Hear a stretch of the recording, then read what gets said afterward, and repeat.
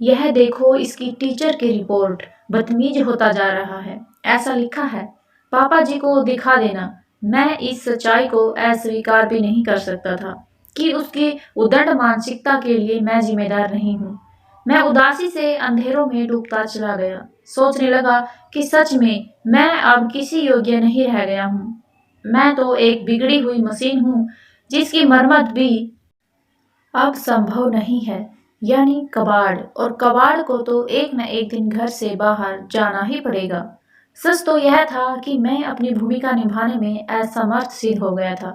पहली बार पत्नी को मैंने एक अलग रूप में देखा। वह बोली, तुम व्यर्थ में हर बात को दिल से मत लगाया करो।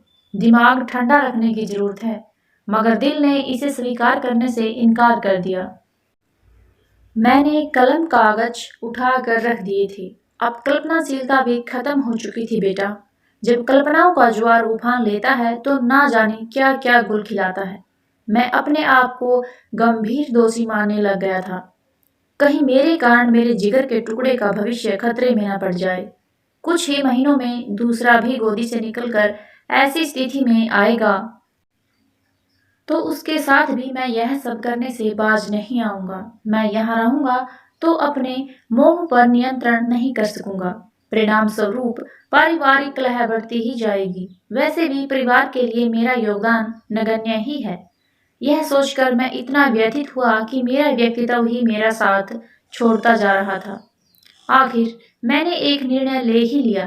सर्वप्रथम बैंक में जाकर मेरी जितनी भी रिटायरमेंट की रकम फिक्स थी उसको निकाल कर दोनों पोतों के नाम कर दिया और डिपॉजिट के कागज लॉकर में रख दिए, जिसे पत्नी भी खोल सकती थी। पत्नी को लेकर मुझे चिंता नहीं थी। वह बच्चों और पोतों के साथ सामंजस्य बिठा ही लेगी। और एक दिन चुपचाप मैंने सभी बंधनों को तोड़ते हुए घर का त्याग कर दिया। शहर ब शहर, मंदिर दर मंदिर घूमता रहा और पिछले वर्ष ही मैं इधर आ गया। आज सोचता हूँ कि मैं कितना मूर्ख और मतलबी व्यक्ति निकला कि खुद को बदलने की कोशिश ना करके दुनिया को अपने हिसाब से बदलने की कोशिश में लगा रहा। एक तरफ सोचता हूँ कि अच्छा ही हुआ, मुझे अपने जीवन की वास्तविकता का बोध हो गया। आदमी को जिंदगी तभी समझ में आती है जब वह उसके साथ आंख मिचौली का खेल खेलती है। दरअसल संघर्ष की जिंदगी जीने वाला व्यक्ति एक अच्छी और सरल जिंदगी को सपना समझता है। उसमें दोहिता खोजने का प्रयास करता है। सारगर्भित बातों को कहते कहते अचानक बाबा जी चुप हो गए। थोड़ी देर बाद उठे और यह कहते हुए कि अभी आता हूँ, तुम आराम कर लो, वो कुटिया से बाहर चले गए। मैं चुपचाप यूं ही बैठा रहा। यकायक मेरी नजर एक फोटो पर पड़ी जो बाबा जी ने एक तरफ लगा रखा था। जिज्ञासावश मैं उठा और उस फोटो को साफ करके देखने लगा। अचानक जैसे मुझे कुछ हो गया था, बड़ी अधीरता के साथ मेरे मुंह से निकला कि यह फोटो तो मैंने कहीं देखी है। मेरे मुंह से अचानक निकला, अरे ये तो मेरे पापा की फोटो है।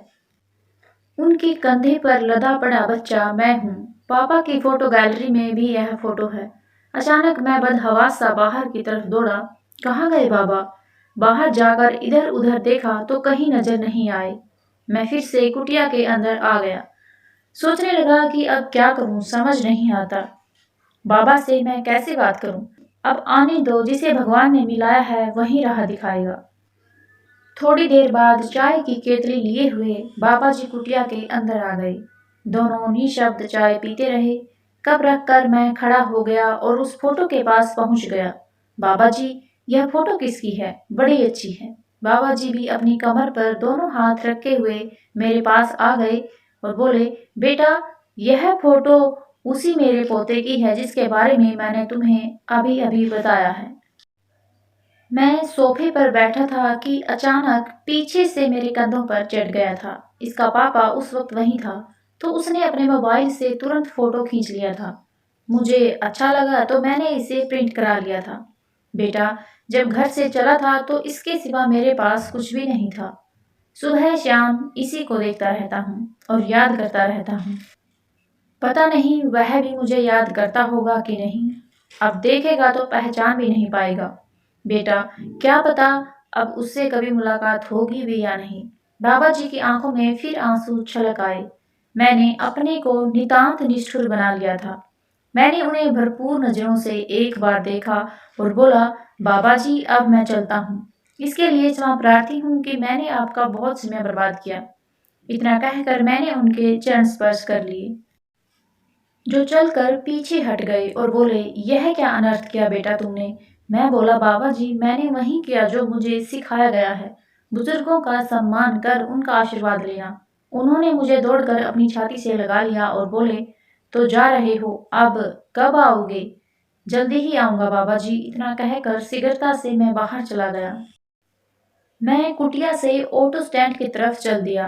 पापा कह रहे थे कि वह ज्यादा दूर नहीं जा रहे हैं, 4 बजे तक आ जाएंगे। मैं होटल गया, अभी तो 3:30 ही बजे हैं। मैं होटल से बाहर निकलकर इधर उधर घूमता रहा। मैं चाहता था कि उन लोगों को होटल के बाहर ही रोक लूं।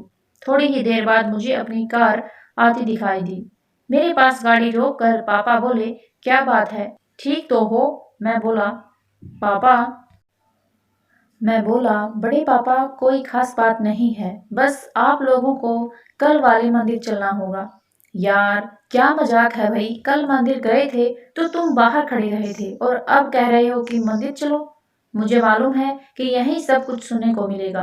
पता है, इसका काट मैंने तैयार कर लिया था। इतने में अम्मा जी बाहर आ गई और बोली, क्या बात है। मैं बोला, अम्मा मैं सो रहा था कि अचानक मुझे लगा कि कोई कह रहा है कि तूने अच्छा नहीं किया जो कल भगवान के बिना दर्शन किए मंदिर के द्वार से लौट आया था। भला चाहता है तो तुरंत मंदिर जाकर भगवान के दर्शन कर और क्षमा मांग। बस फिर क्या था, अम्मा जी डर गई। उन्होंने तुरंत ऑर्डर दे दिया कि तुरंत मंदिर चलो। अब विरोध करना किसी के बस की बात नहीं था। पापा जी गाड़ी को मंदिर के प्रवेश द्वार की तरफ ले जा रहे थे। मैंने उन्हें रोकते हुए बोला, पापा एक काम और है, उसको निपटा के मंदिर चलेंगे। अब इधर से ले लो। पापा ने बिना ना नुक्कर किए गाड़ी उधर मोड़ दी। थोड़ी दूर चलते ही मैंने कहा, पापा गाड़ी यहीं रोक दो। मैंने गाड़ी बाबा जी की कुटिया के करीब रुकवा दी। सभी लोग प्रश्न सूचक दृष्टि से देखे जा रहे थे। मैं उतरकर सीधा बाबा जी की कुटिया के दरवाजे पर पहुंचा और सीधा अंदर घुस गया। मुझे देखकर बाबा जी चौंक उठे और बोले, बेटा तुम यहाँ, क्या कुछ छूट गया था। हाँ बाबा जी छूट गया था, यहाँ मेरा सब कुछ छूट गया था, मेरा तो भगवान ही छूट गया था। कैसी अनाप शनाप बातें कर रहे हो। अम्मा पापा सब लोग अंदर आ जाओ। बाबा जी कुछ परेशान से नजर आ रहे थे। इतने में सबके सब अंदर आ गए थे। बमुश्किल सब लोग झोंपड़ी में समा पाए। सबको देखकर बाबा जी की आंखें फैलती चली गई। मेरी मम्मी पापा, बड़े पापा, बड़ी मम्मी उन्हें पहचान ही नहीं पाए, मगर अम्मा जी की नजरों से वह बच नहीं पाए और वह दौड़कर उनसे लिपट गई। राजन तुम कहाँ चले गए थे। बच्चों और तुम्हारी कंपनी के साथियों ने तुम्हें कहाँ कहाँ नहीं ढूंढा। तुम्हारी खोज में बच्चे सालों से भटक रहे हैं। उसके बाद वह बेहोश होकर बाबा जी की बाहों में झूल गई। जल्दी जल्दी उन्हें चारपाई पर लिटा दिया। थोड़ी ही देर में उन्हें होश आ गया। मैं झुका हुआ उन्हें ही निहार रहा था कि उन्होंने मुझे खींचकर अपनी छाती से चिपका लिया और हमेशा की तरह चुम्मियों की बौछार कर दी। अरे तो तू ही है मेरा निखिल, कल से कितना चला है तूने। अब समझ आया कि तुझसे मिलकर मेरा दिल बलियों क्यों उछल रहा था, रात भर नींद क्यों नहीं आई थी, तेरी खातिर यह खाट क्यों खरीद कर लाया। इधर आ, देख तेरे लिए कितने सरप्राइज लेकर रखे हैं। इतना कहकर वह अपनी टीन का बक्सा उठाकर लाए और कुटिया के फर्श पर उड़ेल दिया। विभिन्न प्रकार के खिलौने, कारें और ना जाने कितने प्रकार के खिलौने गन चारों तरफ फैल गए। अभी रुक और देख। इतने में बाबा जी ने एक गोल डिब्बा उठाया और उसे खोलकर खाट पर उड़ेल दिया। सैकड़ों की संख्या में चॉकलेट खाट पर बिखरी पड़ी थी। वह बिना किसी को देखे अपने कार्य में लगे पड़े थे। निखिल तू जानता है, मैं तेरे लिए रोज 2 चॉकलेट खरीदता था और इस डिब्बे में डालता रहता था। डिब्बा भरने पर मैं मंदिर में बच्चों को बांट देता था। मेरे आंखों से आंसुओं की धार बहती जा रही थी और मैं एकटक उनके दुलार को निहारते जा रहा था। सारे के सारे लोग प्यार के इंतहा को दम साधे देखे जा रहे थे। अचानक बाबा को याद आया कि मैं वहां अकेला नहीं हूँ। उन्होंने मेरे छोटे भाई को उकड़ू बैठकर अपने गले से लगा लिया। मम्मी और पापा लोग अपने पापा को देख उनके पैरों पर गिर गए। बाबा ने उन्हें सर पर हाथ रख कर उठाया। बाबा जी के आंसू रुकने का नाम ही नहीं ले रहे थे। मैं नहीं जानता था कि वह मिलन के आंसू थे या प्रायश्चित के। तब तक अम्मा को होश आ गया और वह फिर बाबा जी से माफी मांगने लगी और उन्होंने कहा, राजन, तुमने मुझे छोड़कर मेरे द्वारा की गई गलतियों की सजा दी। मैंने तुम्हारा अपमान किया। तुम्हारी जिंदगी भर की तपस्या का फल तुम्हें अपमानित करके दिया। बहू भी शर्मिंदा थी। नहीं नहीं, तुम लोग गलत समझ रहे हो। मैंने तुम्हारे कुछ कहने से घर नहीं छोड़ा था। मैंने तो इस डर से घर को छोड़ा था कि कहीं मैं अपने बच्चों को संस्कारित होने में बाधक न बन सकूं, क्योंकि मेरी वजह से मेरा पोता बिगड़ रहा था। और सच में देखो, तुमने उसे कितने अच्छे संस्कार दिए हैं। सब लोग बाबा जी से माफी मांगने लगे और बाबा जी ने उन्हें माफ कर दिया और अपने घर को चल दिए। अगर कहानी अच्छी लगी हो तो प्लीज़ वीडियो को लाइक, शेयर और चैनल को सब्सक्राइब जरूर करें। वीडियो देखने के लिए आप सभी का बहुत बहुत धन्यवाद।